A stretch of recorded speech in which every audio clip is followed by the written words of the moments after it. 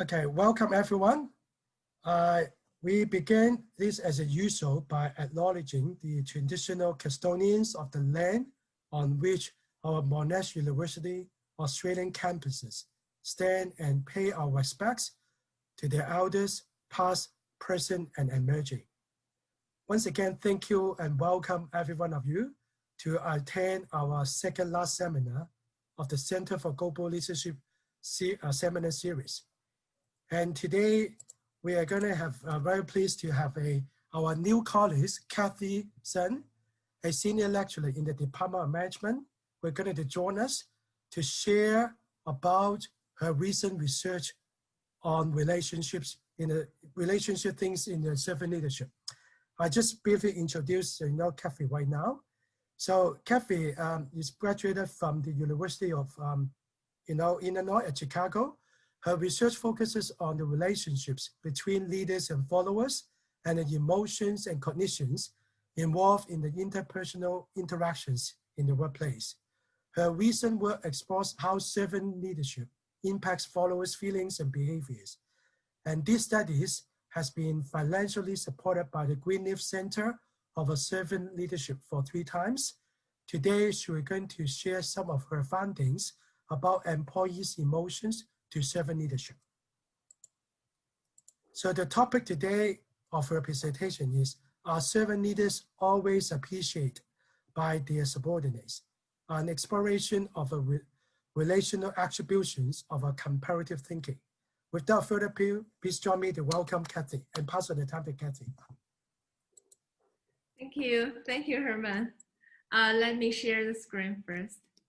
Thank you. So thank you everyone for coming here for my presentation today. I'm very grateful for having this opportunity to introduce some of my recent research. So this is maybe the best time for talking about this topic because today is the Thanksgiving in the US. So my study today, study today is about employees' gratitude in the organizational context. This is a topic that is related to all of our everyday life. So if you have any questions while I'm presenting my study, you can leave it in the chat box and I will address all the questions at the end of my presentation. Okay, so now at the beginning, I want to invite you to think of an everyday situation that may encounter in your organizational life. Think about this. You spend lots of time and made a great effort to help a coworker. However, you found this coworker took it for granted, showing no gratitude. So because we need to help each other on a daily basis in the workplace, this kind of experiences could be very frustrating. So my original interest in this topic was evoked by some of my manager friends. When I asked them what is the biggest challenge in their management work, a lot of them told me it was their ungrateful subordinates. So this complaint is very common in our workplace. I read some articles talking about this from Facebook, New York Times, and other media. This issue intrigued me to think about 3 research questions. The first question, which is also a fundamental question, that is, should employees feel grateful? Think of the relationship in the workplace. They are usually labeled as economic relationship or exchange relationship. It means employees has already been paid by the organization for their work. So I wonder, is it still necessary for employees to feel grateful in the workplace? However, as I just mentioned, there are a lot of situations that we need to help each other in the workplace. So it sounds like we should express gratitude in the workplace frequently. If so, we need to think of the second question. In which situation employees may feel more or less grateful? In addition, we need to understand the positive consequences of gratitude in the organizational context. And that is why we need to conduct these studies. So I will address these 3 questions one by one through introducing 2 of my recent studies. In the first study, I took the perspective of employees' attributions and explored how employees make sense of the special treatment they receive from their leader. This study has been published in the Journal of Organizational Behavior. And the second study is a working paper. In this one, I took a very different perspective and explored how employees compared different treatments they receive from different leaders in the workplace, and the differences trigger their grateful feelings. Okay, so because the topic is gratitude, so we need to first understand what is gratitude and how it's defined in literature. Gratitude is a very popular topic in social psychology and clinical psychology. It is usually defined as the positive emotions one feels when receive something of value from another person. Based on this definition, we know the precondition of grateful feeling is receive something of value from another person. If we base on this definition, we can think of a lot of situations in the organization, in our work life that fit for this precondition. Think of one day you met some family issues and you cannot come to work.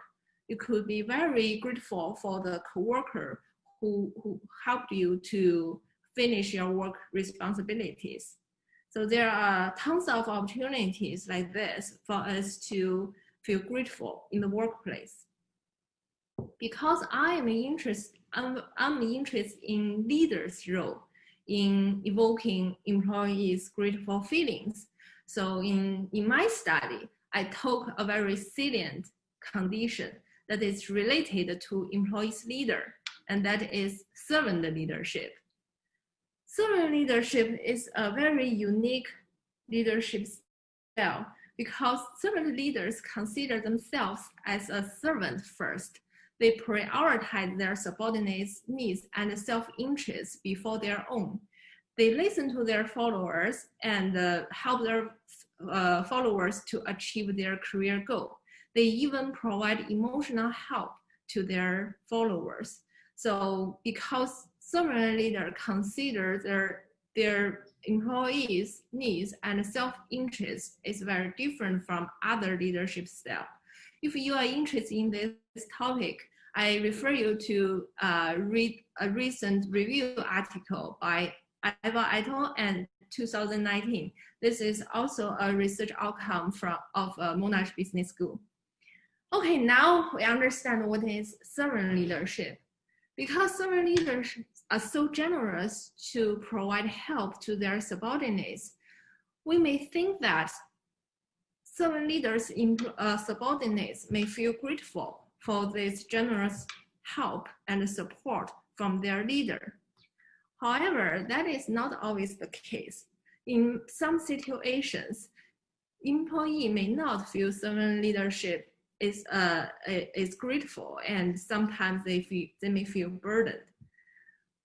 Okay, so next I want to discuss in which situation employees may feel not grateful or may feel less grateful for servant leadership. I explored 2 situations. Let's look at the first situation. So here I want to invite you to think of an everyday life example. One day in the early morning, you rushly go to work and you feel you will be late. But suddenly you found you lost your key to your office. So you feel very panicked because making a new key could be extremely difficult. So you quickly think of where did you go in the morning? And your memory told you you probably lost your key in the garage. So you quickly go back to the garage and see a person is standing there holding your key and waiting for you. Okay, now let's compare two conditions. In the first condition, this person is a stranger. And the second one, this person is your spouse. I want to ask you, in which situation you are more grateful? I guess you may say the first condition, because you know the stranger does not have the obligation to wait for you, but he or she still did so. In the second condition, although your spouse also does not have this obligation to wait for you, you can blame him or her if they didn't wait for you in this situation, right? So what makes these differences? The differences is the consideration of the relationship between you and the helper. And this is also the key to unlock the door of the question about employees' gratitude for servant leadership.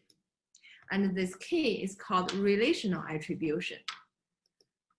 Relational attribution is employees' causal explanations for leaders' behaviors within the relationship between themselves and the leader. So when we talk about attributions, we usually use it use attribution to understand why something surprising or confusing happened in our life. For example, when we receive a bad exam score, we may think of something like, I didn't work hard enough in this exam. Or we can think of maybe because the exam is too difficult, so we didn't do it well. So that's a different kind of attributions can cause different feelings. In organizations, a very unique aspect is everything we conducted is within some relationships. Like our interactions with a leader is within the dyad between a leader and a follower. So when we make attributions, we may think of this is not because of the leader, nor because of ourselves, but because of the dyadic relationship between leader and ourselves. So this is the uniqueness of attributions. Let's use this logic to think of employees' grateful feelings for servant leadership. If an employee is working with a servant leader, he or she may think of why servant leader are treating me so well, because everyone is selfish, but what servant leader is doing on a daily basis is considering other people and showing no selfish. And also in our impressions, leaders are always standing in a high position, holding high power.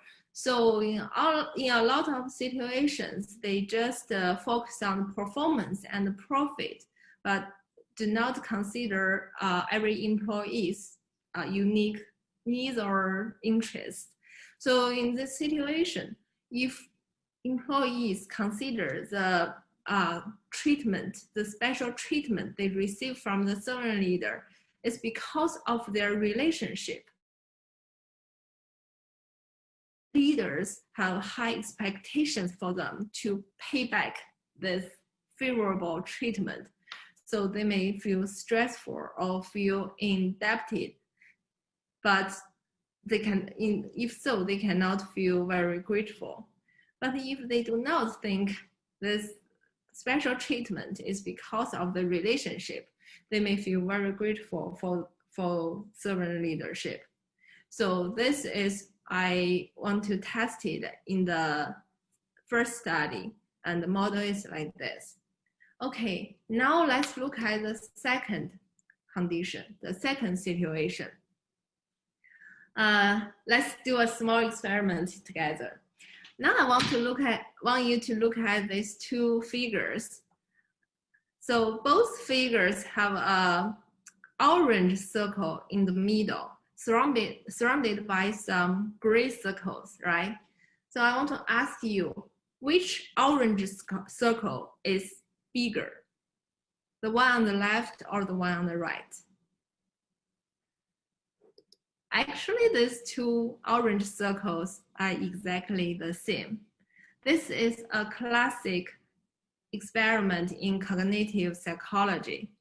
So in this experiment, most of the participants perceive the circle on the left is smaller than the circle on the right. But actually they are the same. Why does this happen? It was because our brain have this automatic and subliminal function to compare the target with similar objects in the same context. In this graph, our brain automatically compares the orange circle with the gray circle surrounding it. So we feel the orange circle on the left is smaller than the circle on the right. This is not only about some cognition phenomena. When we evaluate some people, we also use this strategy, and it's also automatic and subliminal. This is called comparative thinking. It means when we evaluate a person, we tend to use other people in the same category as a reference. And in this way, we will say this person is good or bad, something like this. I have a friend. She's a founder of a startup company. I still remember she told me when she was recruiting a new employee, she tried to avoid a new graduate who has no work experience. So when I asked her why work experience is so important, and she told me it was because they don't know how well I treat them. They will know it when they find a new job, but it's too late for me. So this is exactly I examined in my second study. When we evaluate whether a leader special treatment is generous or not, we actually use our experience of working with other leaders as a reference and try to make this comparison. For example, like the example I put in on the screen here, if we want to evaluate a student and see whether the students have a good study performance, we put it in a group and use other students as a reference, and we say something like this student's exam score is at the level of 80%, something like this. Similarly, when we evaluate some treatment from a leader, we use the same strategy. For example, if we just worked with an abusive leader, and this leader treated us with no respect and even bullied us, in this situation, we may feel extremely grateful for working with a servant leader. However, if we were spoiled by working with several servant leaders, we may not feel very grateful in this situation. So the model for the second study is like this. So I tested the comparison of treatment, special treatment from different leaders. When the differences increases, so we will, employees may feel more grateful for servant leaders' special treatment. Okay, next, let's look at the consequences of gratitude in the workplace. Actually, gratitude is a very popular concept in both clinical psychology and social psychology. There are more than 1,000 papers in this topic, and the results are pretty stable. In clinical psychology, the finding suggested that gratitude can improve people's psychological and physical health. And in social psychology, the study shows that gratitude is a strong motivator to pro-social behaviors. Here, I also listed a graph here. It's about writing gratitude journal. This is also a very popular trend in public media and in some popular books.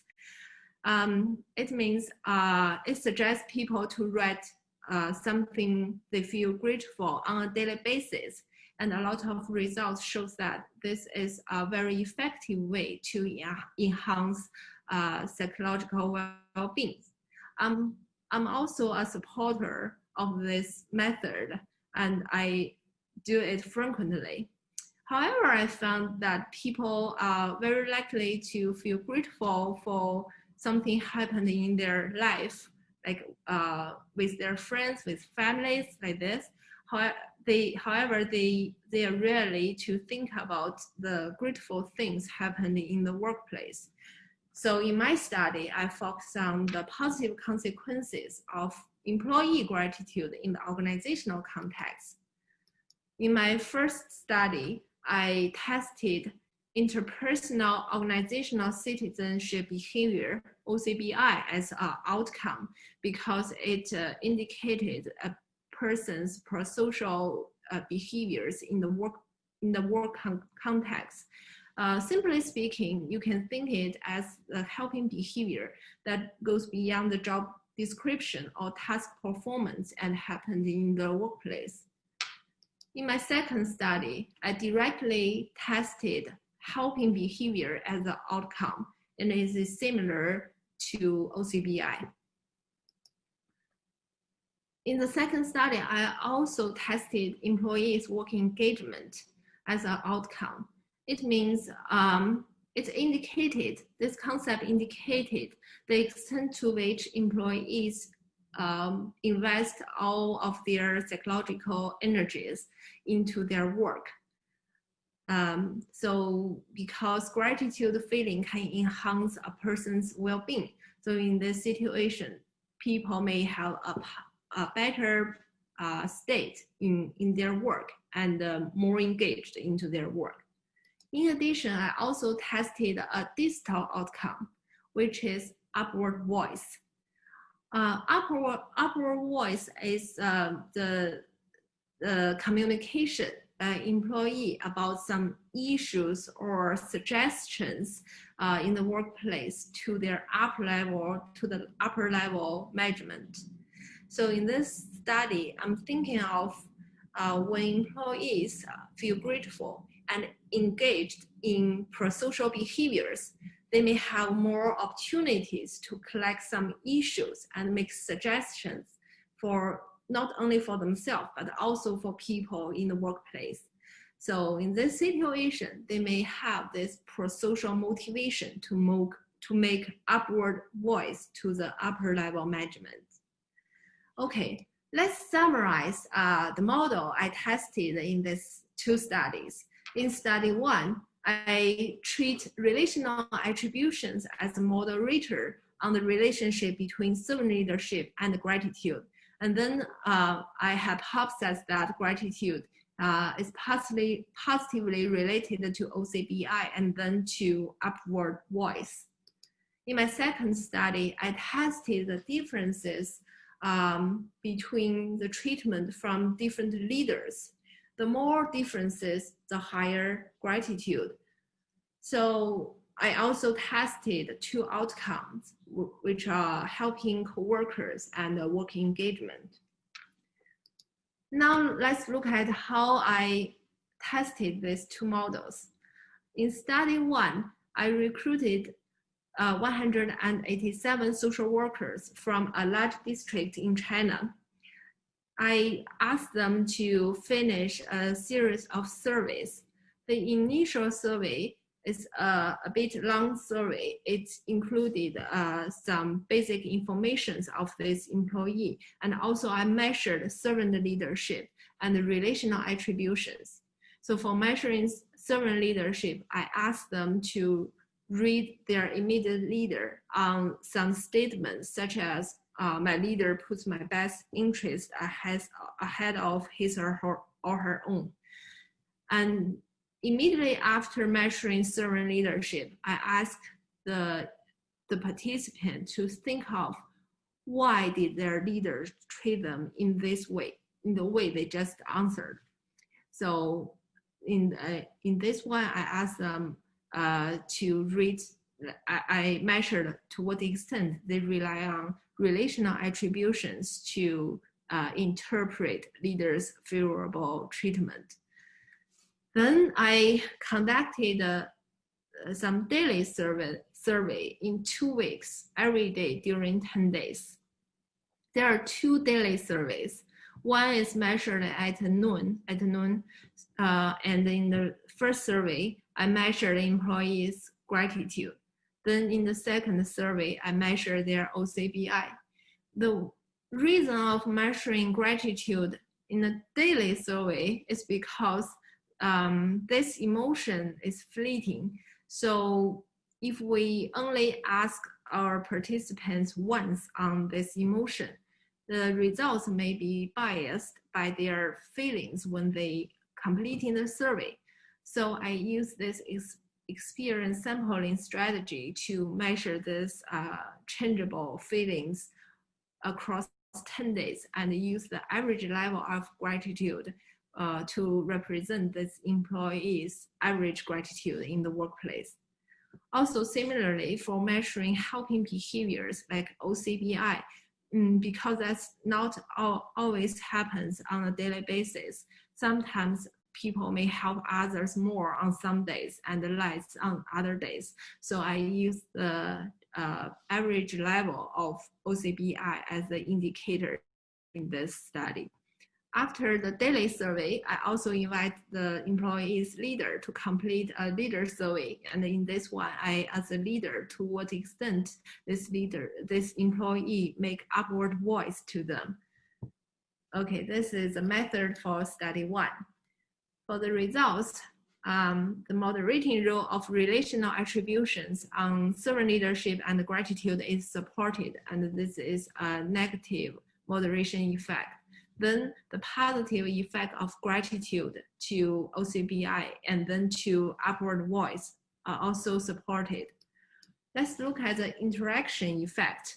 So from this graph, you can see the dash line represents the high relational attribution situation. In this one, in this situation, servant leadership is not related to gratitude. So for the solid line, the solid line represented the low relational attribution situation. That means when employees do not rely on relational attributions to make sense servant leaders' behaviors, there is a significant and positive relationship between servant leadership and gratitude. So basically the hypothesis of study 1 is supported by this data. Then let's look at the second study. In the second study, I recruited 174 employees from a public sector organization, also from China. The uniqueness of the sample of this study is I conducted in a dual leadership context. So every employee in this sample is under the supervision of 2 leaders simultaneously. So this kind of structure become more popular in recent years. In some, especially in some high technology companies, usually employees may have 2 leaders. One is responsible for technology issues and another one is responsible for operation or management. Also in China, dual leadership context is very popular in those organizations owned by the government. For example, one leader in this situation is a representative for the communal party, and another one is responsible for the daily management, something like this. So this unique sample provide perfect situations for me to test the difference between 2 leaders in servant leadership. And it can test my hypothesis that the larger of the difference, the more grateful feelings an employee will perceive. The procedure of this study is similar to study 1. I also combined a normal survey study with the experience sampling study design. So in the initial survey, I asked the employees to rate both of their two leaders on servant leadership scale. And then I measure their gratitude in the first daily survey across 10 days. Then in the second daily survey, I measure their helping behaviors, helping coworkers, and work engagement. Let's look at the results. So here I tested the differences between two leaders using a method called response surface.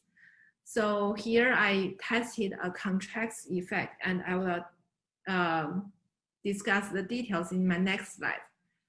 Here I also want to mention there's a positive and significant relationship between gratitude and these two outcome variables, helping coworkers and engagement. Okay, now let's focus on the first part of this model. Okay, here is the result. The reason I put it in a 3D model is because it can provide more comprehensive and detailed result for different situations in this relationship. So here I listed the result for servant leadership for leader A and also leader B, and also their employees' gratitude in the different situations. In the 3D model, I can display different combination of servant leadership for these two leaders. So at any point at this bottom surface, you can think of their results of gratitude. It can be projected to this surface. The shape is like this. Here I made a red line.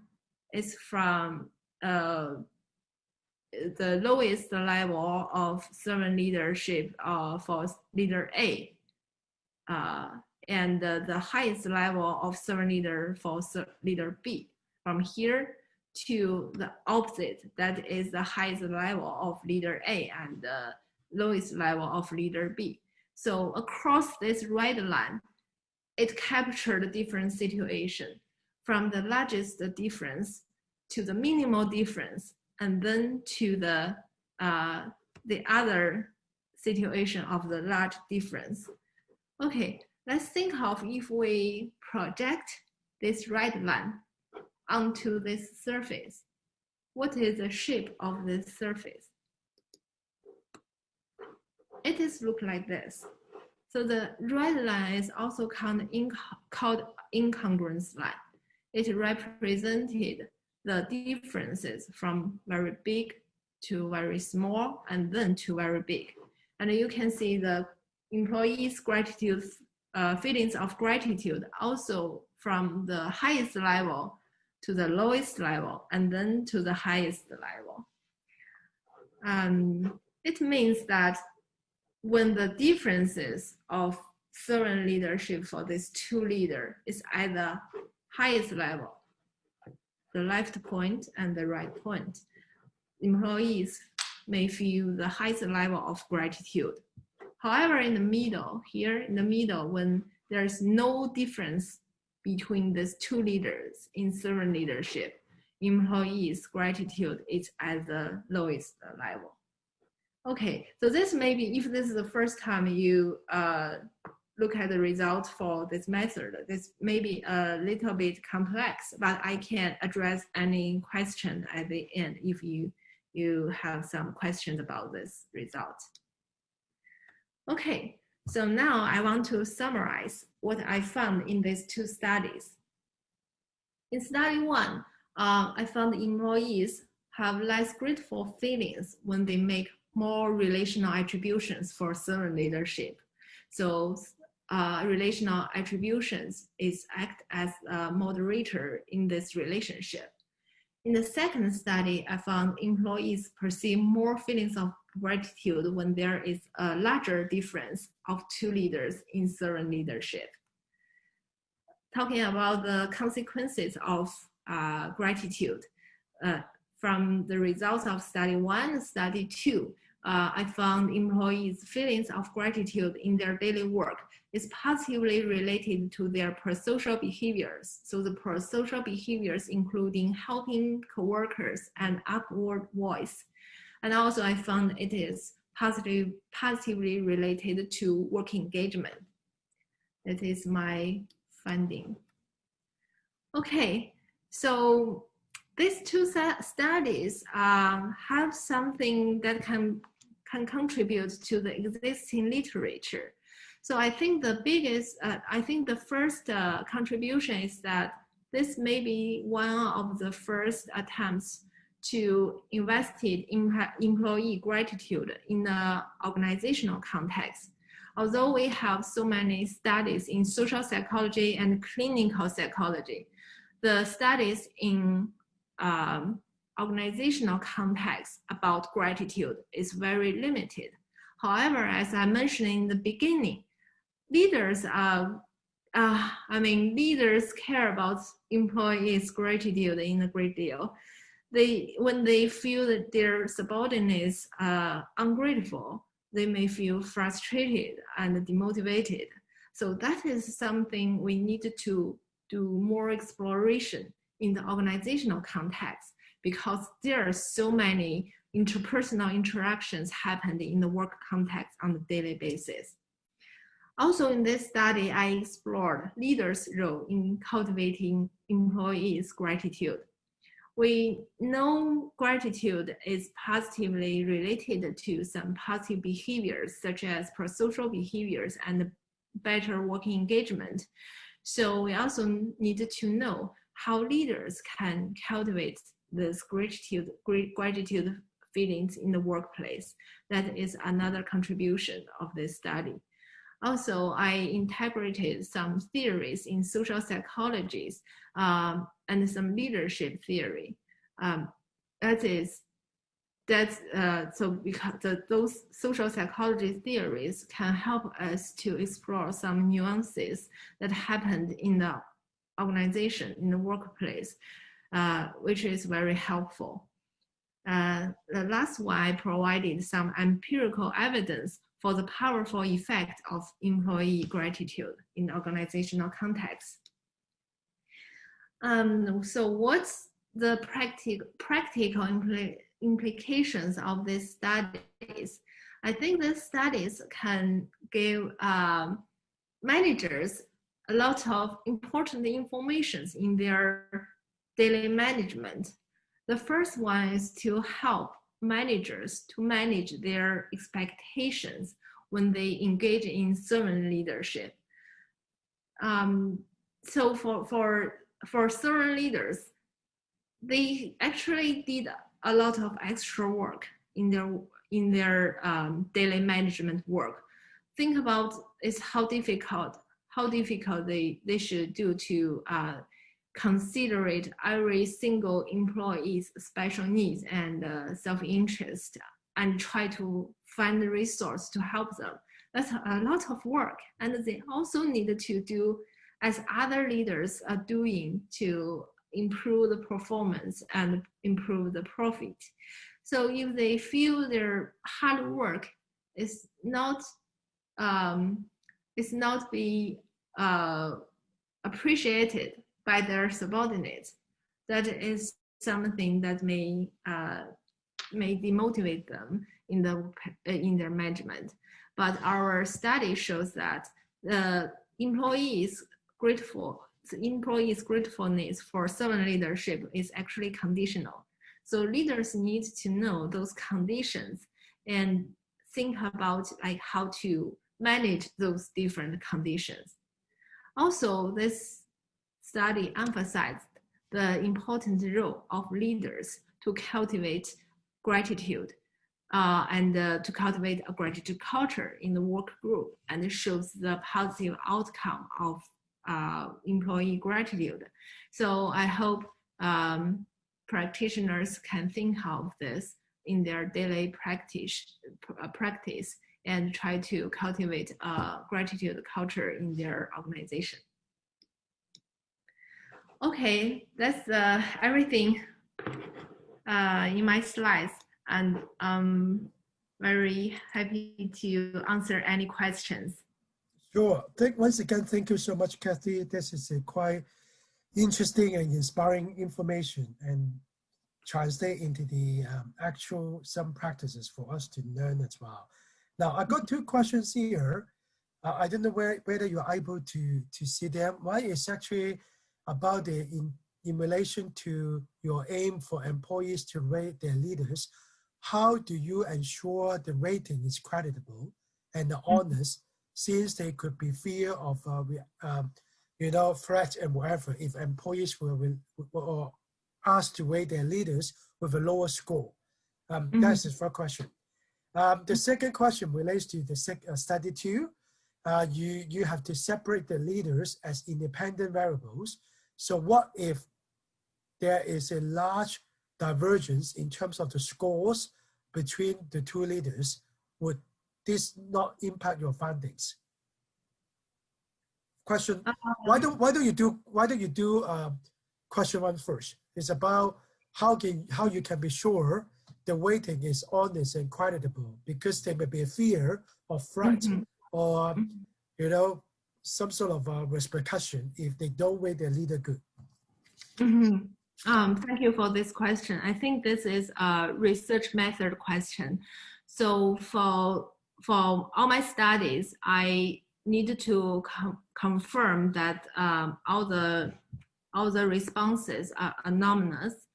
So it means no leaders in this organization can get touch for any of this data.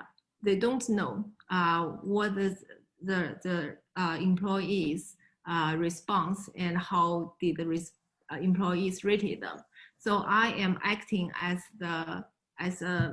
like a management consultant. I'm acting a role like a management consultant and working into this organization, and I provide them with a survey, and I collected the survey immediately after it's finished. So no people in this organization will see my data, and I confirm the confidentiality for my data collection, and that is the way the employee may feel free to rate their leader. Also, I can see from my data, there is a large range for their rating. Especially for the second study, if they have this concern, they will rate their both leaders similarly. However, actually in my data, I see a lot of employees rate their leaders differently. Sure. So there's won't be these issues in my data. Okay, cool. The second question is relation to study 2. You have to separate the leaders as independent variable. So what if there is a large divergence in terms of the scores between both leaders? So would this not impact your findings? Yes, I measured employees' ratings for both of the leaders, and I treat them as 2 different independent variables, actually. So the divergent actually is something in my hypothesis. So the more divergent in terms of this scores for 2 leaders, the higher gratitude scores it shows in my study. So that's actually a part of my research question. Sure. Okay. I know Ken is here. Do you want to ask any follow-up question? Did Kathy answer your question well? Yes. Hi, can you all hear me? Yep. Yes, I can hear you. Yes, Thank you. Hi. Hi. Good morning, everyone. Actually, I'm also a Monash student. That's why I'm actually doing a research, and I'm trying to get sense of how you do actual research where, for example, the first question I ask is, it's very difficult to get an honest answer. If you ask an employee to rate a leader, you need to ensure a lot of confidentiality. You need to get a lot of assurance that, the leaders will not know that, their staff is rating them. So that's why I asked that question. And so I think you did answer. So you mentioned that you have done everything possible to ensure confidentiality so that the leaders will not know about it, that they have been rated badly or poorly in that sense. So I think it's something for me to think about. But more importantly, my third question is that I still feel that your sample size is from China, and it is still largely a socialist country in a way, well, socialist capitalist, whatever you call it. So there is a lot of respect for leaders in there, right? They treat every leaders as someone that they have to respect, and they are probably not as transparent as Western countries where they are more frank and honest. So I'm just wondering whether there is any such moderating effect on the findings. My question. Do you mean, my understanding is that you are asking whether there are cultural differences? Yes, correct. Involved in this, correct. Because in the East, we always do not offend our leaders, right? We always say, yeah, they are good, but maybe inside their heart, they will feel that they are not good, but they do not openly say so. So, I'm just worried that will there be cultural differences in that have moderated findings? I think this is a very good question. Although I didn't test it in my study, but I'm thinking it may be relevant to my outcome variable in the first study, which is upward voice. That is something maybe even more difficult to do in a collectivist country like in China.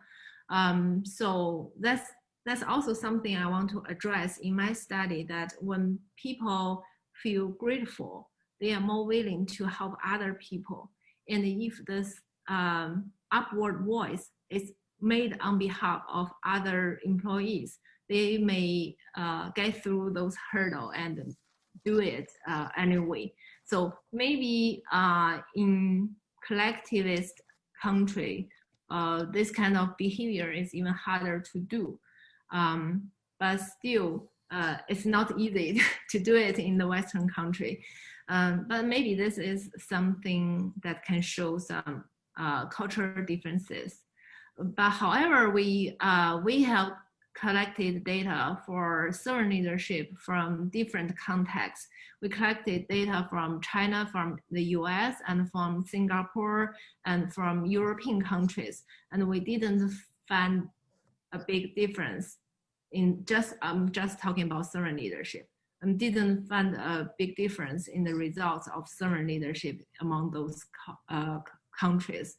One reason is because we usually think leaders are holding high power, and the leaders could have high authority. So when leaders showing kindness, showing those sincere consideration to their subordinates, is always benefit for subordinates' performance and behaviors. Yeah, I guess the other thing is that because a lot of research has been done in the US, in China, wherever, right? As long as you compare the mean score, if the mean score and the standard deviation is still within a reasonable range and they're quite consistent across different cultural contexts, you assume that people can actually understand and interpret that concept and their rating correctly. Yeah. Thank you, Herman. Yep, no problem. Okay, we move on to the second question. So which leadership theories are used to explain the leader's effect on gratitude? Any implications on how servant leadership can cultivate gratitude or a gratitude culture? I guess it's more like from a practical perspective. Yes, exactly. Oh, that's a great question. So talking about theory, actually we can consider the research in gratitude as a theory. Gratitude is a typical moral emotions, and there are a lot of studies and theoretical books, arguments on gratitude. So here, in my study, I based on the fundamental arguments of gratitude. And it talks about the situations that people may feel grateful. And the salient gratitude situation is receive something valuable from another person.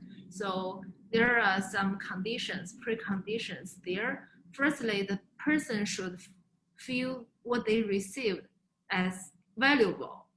If they receive something but they think it's not necessary or they don't like it, they won't feel grateful.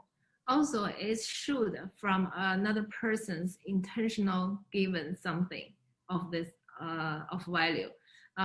It means like they accidentally receive something, they may not feel grateful. They may feel lucky, but they receive something valuable and they know the giver, the helper has this generous giving motivation, so they may feel very grateful. So I think for in terms of gratitude, in terms of theory, gratitude theory is the theory in this context. Although I don't see a lot of study about gratitude in organizational context, but I refer you to read some books about gratitude published by some social psychologists, clinical psychologists, and those books are very insightful. Okay. I think the first question, this is something in regards to the concept of potential overlap between leader humility and servant leadership. How do you see humility fit in with the servant leadership and gratitude in that context? Oh, that's a great question. I think this the person who asked this question must very familiar with the with servant leadership and humility theory. So actually, humility is considered as a dimension of servant leadership in some servant leadership theory. So if this leader is a servant leader, this leader must be humble, because if not, they will not be empathetic to their subordinates. They will not listen to their subordinates. And so the humility is humble, or humble is a precondition for servant leadership. However, servant leadership is a rich theory. It's a very rich theory. It has a lot of different aspects. So it also emphasizes this leader should have some visions that can, at some conceptual scale, and some consideration of the community. Also, the special consideration for each subordinate. So, to me, I think like servant leadership is a larger concept, bigger concept. Okay, I think the first question is something in regards to the research method as well. The initial sample, you only had 187. So how many of them participated in the daily 10 days diary studies? So how many of them? Actually the 187 is already the final sample. I recruited more than 200. If I remember correctly, I recruited 230 something employees in total, and the final sample consists 187. So if the employees did not complete more than 3 daily studies, I exclude it. Exclude them. Okay. Exclude it. Yes, sure. That's a general rule in experience sampling study. Sure. Okay, I think you have covered all the questions here now. I open up to the floor to see whether other participants would like to ask any questions or clarify, something that you presented on your slides or something like that. Any other questions?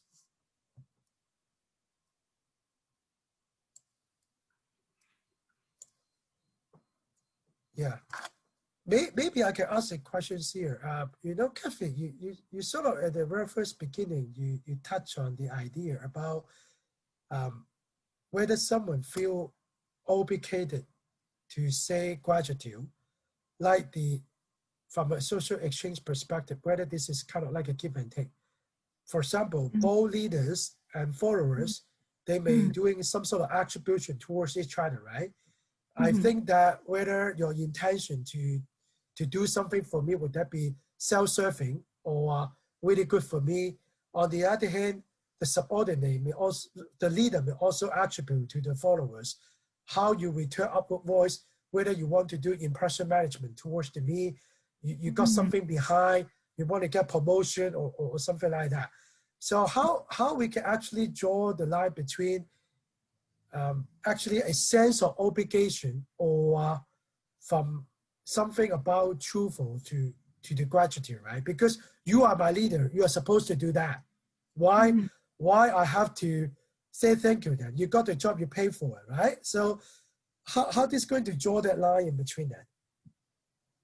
Wow, that's a great question.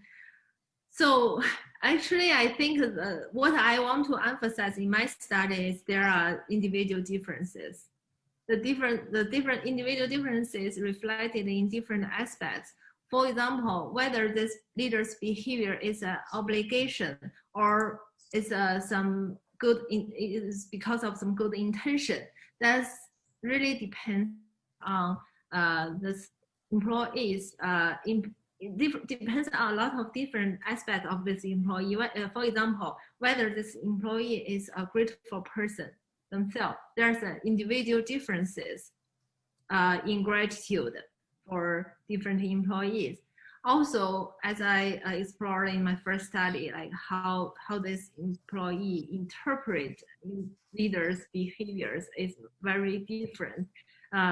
So it would be very interesting to explore the antecedents of relational attributions, like why some employees think it is because of relationship, but others don't think so.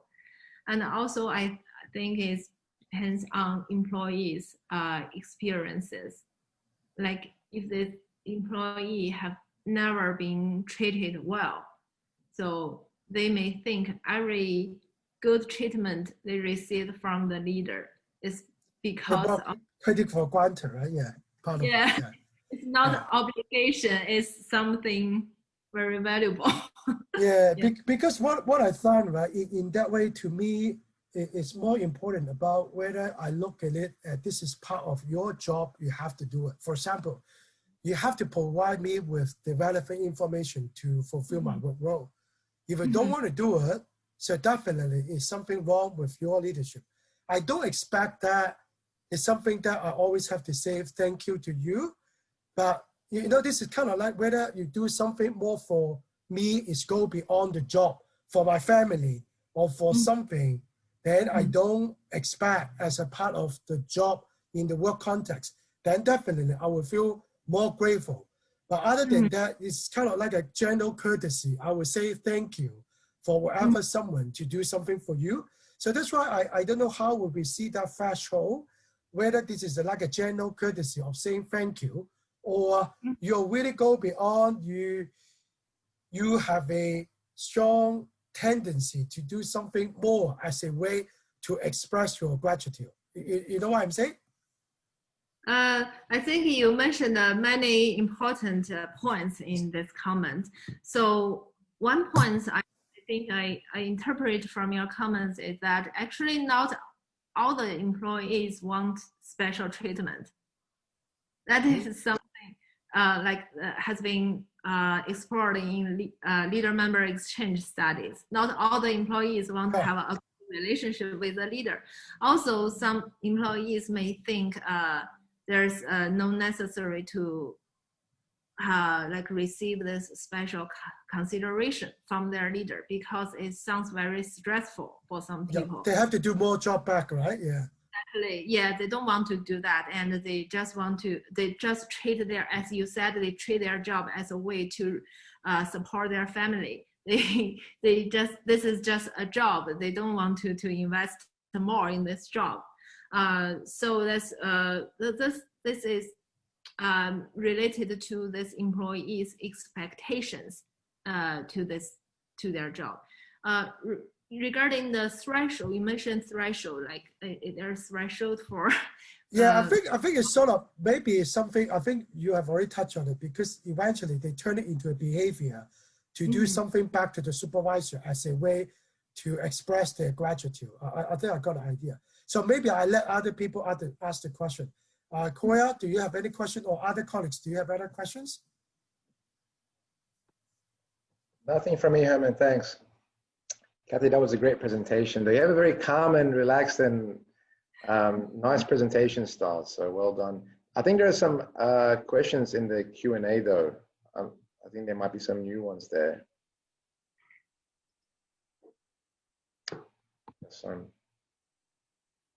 Not that there's only 5, right? In the chat box. Oh, sorry, yes, we did address these, yep. All good. No, nothing from me. Okay, any other questions? Any other questions from colleagues or here?